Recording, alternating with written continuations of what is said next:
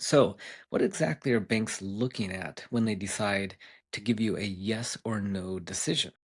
Banks primarily care about three things: debt service coverage ratio, DSCR, that's cash flow divided by the loan payments, less your livable wage. If it's under, they just will give you a decline, they'll shut the door.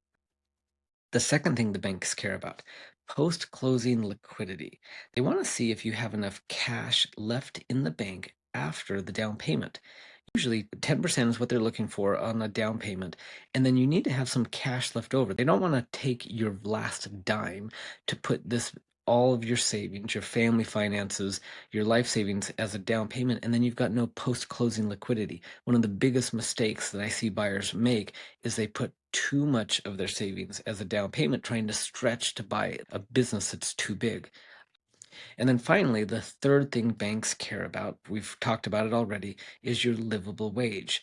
They don't want you starving because hungry buyers default. That's the bottom line. That's all they really care about, is making sure that you don't default. And the way to ensure that you don't default is to factor in your livable wage. Now, a lot of people may or may not have a budget, so you need to get a really good grasp on what does your family need from a just a operating standpoint to keep the family operating. You need to know what your family needs specifically, what your livable wage is, and factor that in when you are calculating the ideal purchase price. So don't wing it. You need the math dialed in here. This really matters here.